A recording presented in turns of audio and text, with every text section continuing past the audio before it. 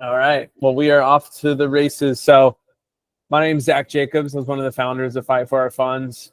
And I am here with Don Stemen, are you a Yotta customer? I am a Yotta customer. That is correct. All right. So give us a bit about yourself, how your money got involved in this, how much, and what has unfolded over the past couple of years. Yep. So my name is Don Stemen.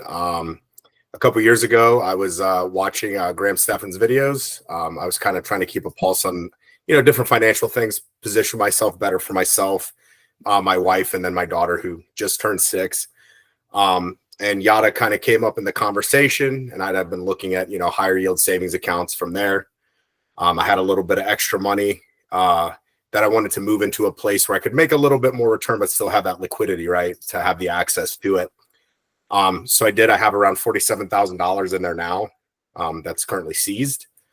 And it was supposed to be there a mix of a savings for my daughter to have some liquidity. As she gets a little bit older, there would be money there for her there, and then just an emergency fund for everyday things that can possibly go wrong in a homeowner or family life. And so, she said 47,000. Yeah, about $47,000 is what's in there. Got it. And over the course of time, like obviously things get frozen, no one can withdraw, but then over the course, there's been the reconciliation efforts, and in some cases, people getting some or all of their money back. So, how did the reconciliation pan out for you? It panned out to around 71 cents. So I received one of those PayPal payments as well. I think my wife got 29 cents, and it's like, yep, 0 would be better.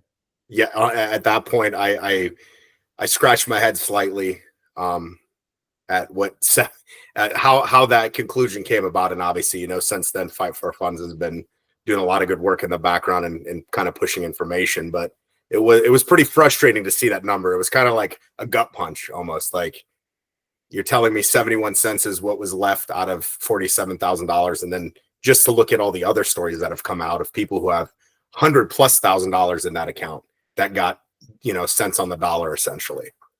Yeah.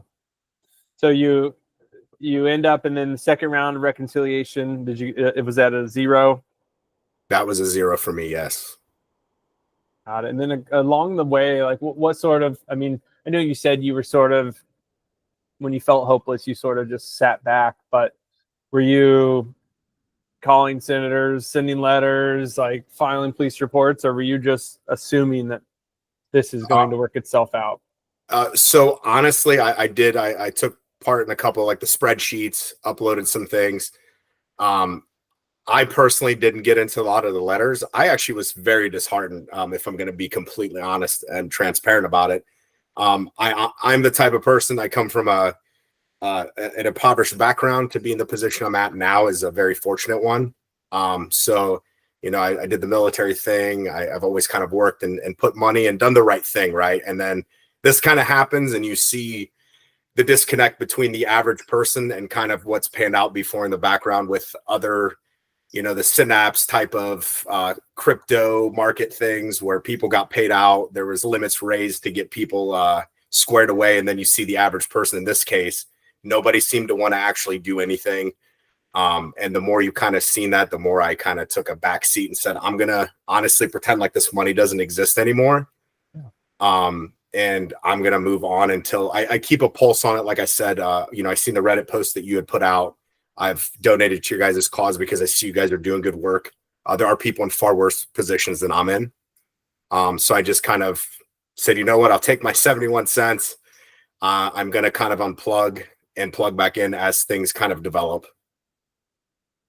Yeah. You mentioned one of the things that comes up over and over is the Silicon Valley Bank situation, where, for anyone that doesn't know, a bank that had a lot of very rich people's money and businesses' money was bailed out overnight when there was a shortfall or some sort of run on the bank or some sort of catastrophe happening behind the scenes. And the government made an exception to step in and make sure that all of those rich people got their money back from their successful businesses.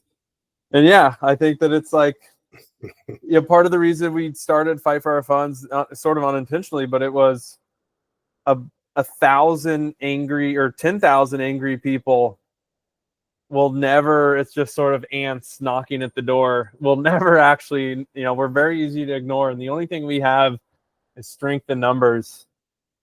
And this is a two-tier system where, I think that, I guess I'm hopeful. I think that everyone will be made whole. I think that the government moves very slow and that,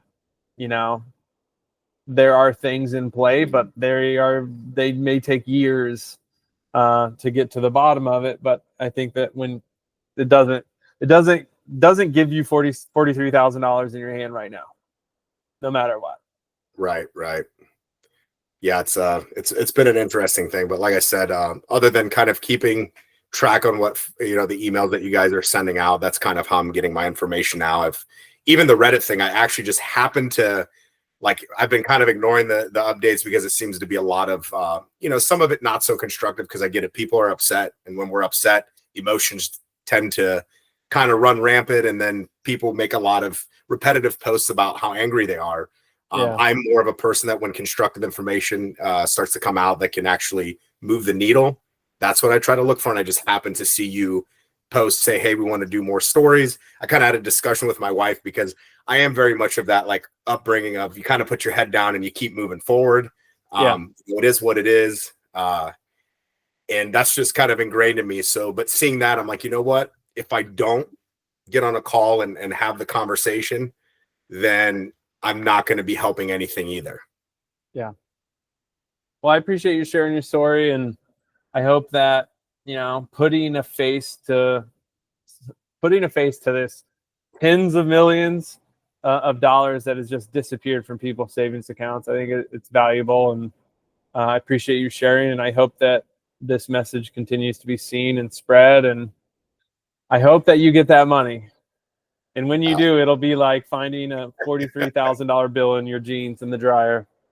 Yeah, I hope so too. And like I said, I just want to reiterate, I appreciate everything that you guys are doing with your time. Look, I'm busy. I have a wife, a daughter.